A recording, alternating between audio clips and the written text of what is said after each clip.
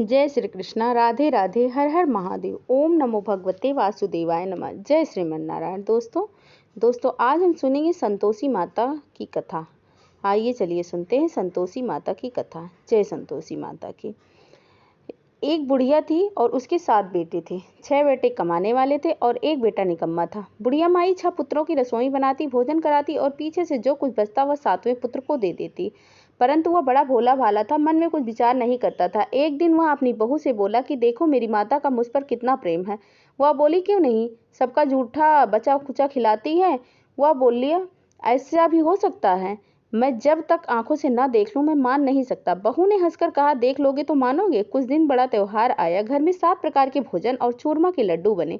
वह जांचने को सर का दर्द का बहाना करके पतला कपड़ा सिर पर ओढ़कर रसोई घर में सो गया और कपड़े में से सब देख रहा था। 6 भाई आए भोजन करने।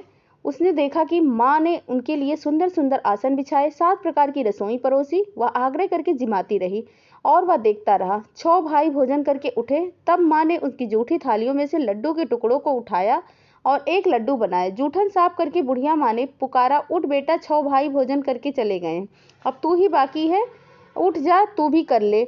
वो कहने लगा कि माँ मुझे भोजन नहीं करना, मैं परदेश जा रहा हूँ। माता ने कहा कल का जाता है तो आज ही चला जा। वह बोला कि हाँ आज ही जा रहा हूँ।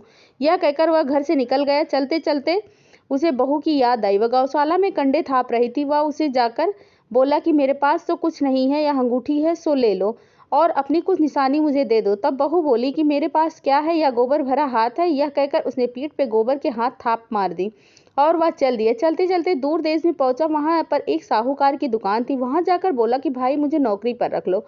साहूकार को नौकर की जरूरत थी। साहूकार उससे बोला तू नौकरी पर रह जा। लड़के ने पूछा तनख्वाह क्या दोगे, तो साहूकार ने कहा कि काम देखकर दाम मिलेगा। तब उसे साहूकार की नौकरी मिल गई।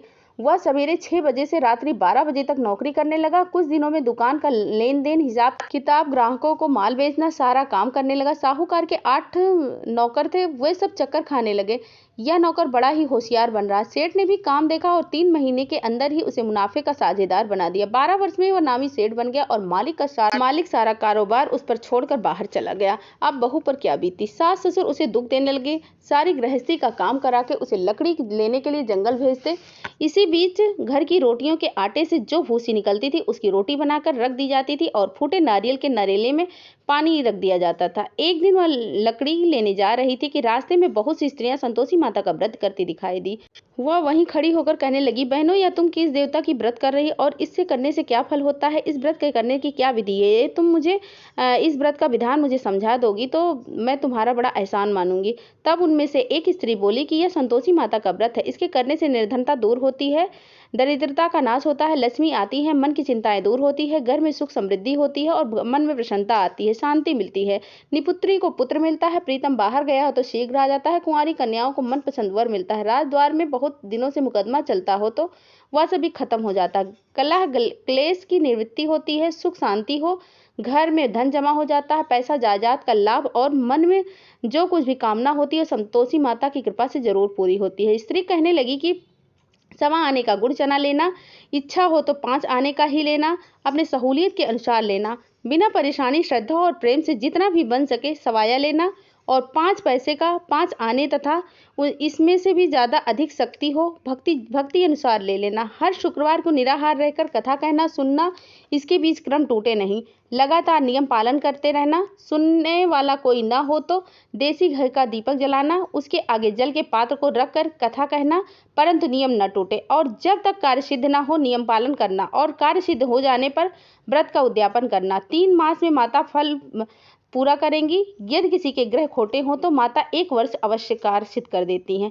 कार्य सिद्धि होने पर उद्यापन करना चाहिए, बीच में उद्यापन नहीं करना चाहिए। उद्यापन में 2.5 से आटा का खाजा और इसी अनुसार खीर तथा चने का साग बनाना, 8 लड़कों को भोजन कराना, जहाँ तक मिले देवर जेठ भाई बंधु कुटुंब के लड़के लेना, ना मिले तो रिश्तेदारों और पड़ोसियों के लड़के को बुलाना और उन्हें भोजन कराकर यथाशक्ति दक्षिणा देना और माता का नियम पूरा करना। उस दिन घर में कोई खटाई नहीं बनाना।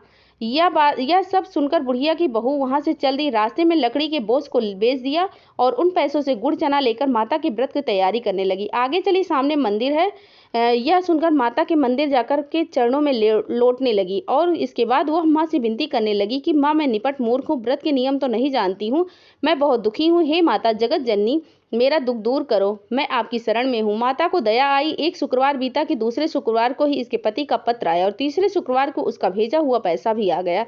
यह देखकर जेठानियां मुंह सिकोड़ने लगी। इतने दिनों में इतना पैसा आए, इसमें कौन सी बड़ी बात है। लड़के ताने देने लगे कि काकी के पास तो अब पत्र आने लगे हैं, रुपए आने लगे हैं, अब तो काकी की खातिर भी बढ़ जाएगी, अब तो काकी बुलाने से भी नहीं बोलेगी। तब बेचारी सरलता से कहती है, भैया पत्र आए, रुपया आएगा तो हम सबके लिए अच्छा होगा। ऐसा कहकर आंखों में आंसू भरकर संतोषी माता के मंदिर में आकर मातेश्वरी के चरणों में गिरकर रोने लगी।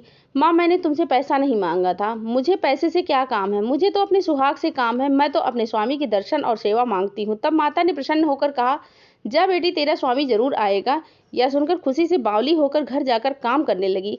अब संतोषी माँ विचार करने लगी कि इस भोली पुत्री को मैंने कह तो दिया है कि तेरा पति आएगा, पर कहाँ से आएगा, वह तो इसे स्वप्न में भी याद नहीं करता, इसे याद दिलाने के लिए मुझे ही जाना पड़ेगा। इस तरह माता उस बुढ़िया के बेटे के पास जाकर स्वप्न में प्रकट होकर कहने लगी कि साहूकार के बेटे, सोता है या जागता है।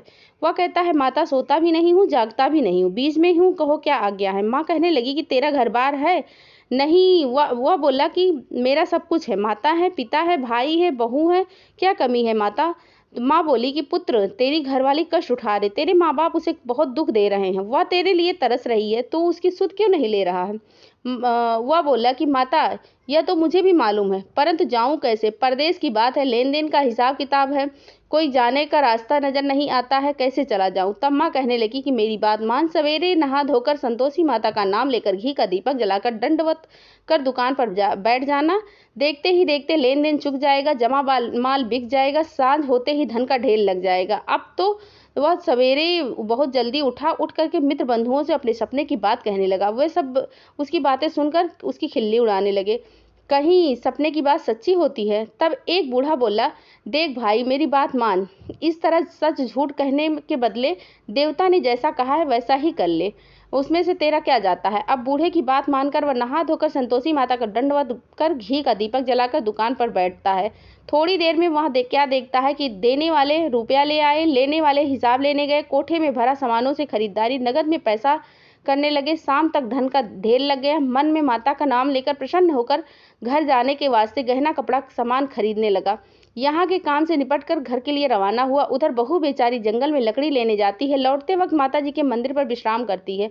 वह तो उसका रोज का रुकने का वहीं स्थान हो गया था। धूल उड़ती देखकर वह माता से पूछती है कि हे माता, यह धूल कैसे उड़ चली आ रही है। माँ कहती है कि हे पुत्री, तेरा पति आ रहा है, अब तू ऐसा कर, लकड़ियों के 3 बोझ बना ले, एक नदी के किनारे रख दे, दूसरा मेरे मंदिर पर रख दे और तीसरा अपने सिर पर रख।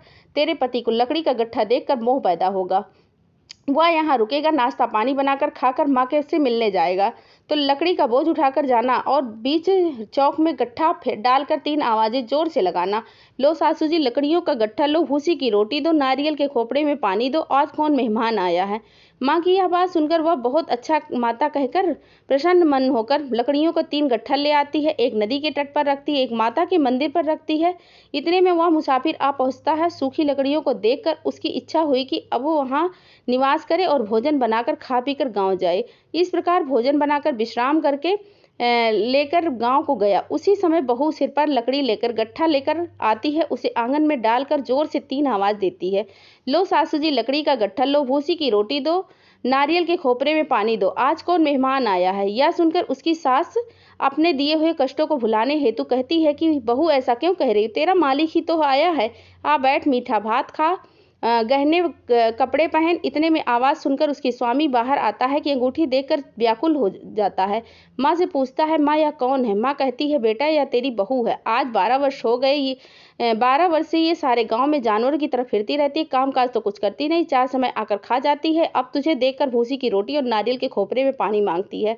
वह लज्जित होकर बोलता है, ठीक है माँ, मैंने इसे भी देखा और तुम्हें भी, अब मुझे दूसरे घर की चाबी दो, मैं वहीं रहूंगा। ठीक है बेटा, जैसी तेरी मर्जी। यह कहकर माँ ने चाबी का गुच्छा दे दिया। उसने लेकर उसे कमरे को खोलकर सारा सामान जमाया और एक दिन में ही वह राजा जैसे महल ठाट बाट बन गए। अब वो क्या था कि वह खूब सुख भोगने लगे। इतने में अगला शुक्रवार आए। उसने अपने पति से कहा कि मुझे माता का उद्यापन करना। उसका पति बोला, बहुत अच्छा कर लो। उसने खुशी खुशी खुशी से यह भी कर लो। तुरंत ही वह उद्यापन की तैयारी करने लगी। जेठ के लड़कों को भोजन के लिए कहने लगी। उसने मंजूर किया, परंतु पीछे से जेठानी अपने बच्चों को सिखाती है, देखो भोजन के समय सब लोग खटाई मांगना, जिससे उसका उद्यापन पूरा न हो। लड़के खाना खाने और खीर पेट भर के खाई, परंतु बाद में याद आते ही बोलने लगी कि मुझे खटाई दो, मुझे खीर खाना नहीं भाता। यह देखकर अरुचि होती है। बहू कहने लगी, खटाई किसी को नहीं मिलेगी, यह तो संतोषी माता का व्रत है। लड़के उठकर खड़े हुए और बोले, पैसे लाओ। भोली बहू कुछ जानती नहीं थी, सो उन्हें पैसे दे दिया। लड़के उसी समय उठकर इमली लेकर खाने लगे। यह देखकर बहू पर माता का कोप हुआ। राजा के दूत उसके पति को पकड़ कर लेकर जेठ जेठानी मनवाने खोटे वचन कहने लगे। लूट लूट कर धन इकट्ठा कर लाया है, सो राजा के दूत उसे पकड़ कर ले गए हैं। अब सब मालूम हो जाएगा जब जेल की रोटी खाएगा। बहू से यह वचन सहन नहीं हुआ। वह रोती रोती माता के मंदिर गई। बोली, हे माता, तुमने क्या किया? हंसाकर भी रुलाती हो। माता बोली, पुत्री, तूने उद्यापन करके मेरा व्रत भंग किया है। इतनी जल्दी सब बातें भूल गई। वह कहने लगी कि माता, भूली तो नहीं हूँ, कुछ अपराध किया है क्या? तो मुझे तो लड़कों ने भूल में डाल दिया, मैंने भूल से उन्हें पैसे दे दिए, मुझे क्षमा कर दो माता। माँ बोली, ऐसे भी क्या भूल? वो बोली, माँ मुझे माफ़ कर दो, मैं फिर तुम्हारा उद्यापन करूंगी। माँ बोली, अब भूल मत करना। वो बोली, अब नहीं भूल होगी। अब बताओ क्या कैसे आएंगे मेरे पति? माँ बोली, जा, तेरा मालिक तुझे रास्ते में ही मिलेगा। वह निकली। रास्ते में पति आता मिला। उसने पूछा, तुम कहाँ गए थे? तब वह कहने लगा कि इतना धन कमाया है, उसका टैक्स राजा ने मांगा था, उसे भरने गया था। वो प्रसन्न होकर बोली कि अच्छा हुआ, अब घर चलो। कुछ दिन बाद फिर शुक्रवार आया। वह बोली, मुझे माता का उद्यापन करना। पति ने कहा कि कर लो। फिर वह जेठ के लड़कों को भोजन करने के लिए गई तो जेठानी ने पीछे से दो बातें सुनाई और लड़के को सिखा दिया कि तुम पहले खटाई मांग लेना। लड़के कहने लगे कि हमें खीर नहीं खाना है, कुछ खटाई दो, खाने का मन हो रहा है। तो बहू बोली कि खटाई खाने को नहीं मिलेगी, खाना हो तो खाओ। यह कहकर ब्राह्मण के लड़कों को लाकर भोजन कराने लगे। यथाशक्ति दक्षिणा की जगह एक एक फल उन्हें दिया और संतोषी माता प्रसन्न हुई। माता की कृपा से 9वें मास उसको चंद्रमा के समान सुंदर पुत्र प्राप्त हुआ।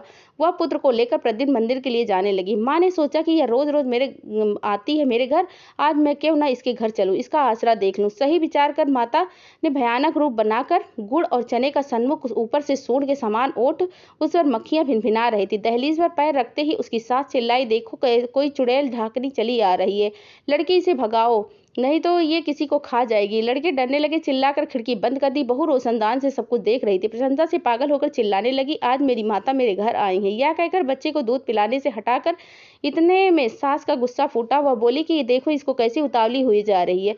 बच्चे को पटक दिया। इतने में माँ के प्रताप से जहाँ देखो वहाँ लड़के ही लड़के नजर आने लगे। बहू बोली, माँ जी, जिनका व्रत मैं करती हूँ वह यही संतोषी माता। इतना कहकर झट से सारे घर के किवाड़ खोल दिए और अपने सबने माता के चरण पकड़कर और विनती करने लगे कि कहने लगे कि माता, हम मूर्ख हैं, अज्ञानी हैं, तुम्हारे व्रत की विधि हम नहीं जानते, तुम्हारा व्रत भंग करके हमने बहुत बड़ा अपराध किया है। हे माता, बहू को जैसे फल दिया वैसे ही सबको देना। जो भी इस कथा को पढ़ेगा सुनेगा सभी के मनोरथ पूर्ण करना। प्रेम से बोलिए संतोषी माता की जय हो। जय श्री कृष्णा। राधे राधे। हर हर महादेव। ओम नमो भगवते वासुदेवाय नमः। जय श्रीमन नारायण।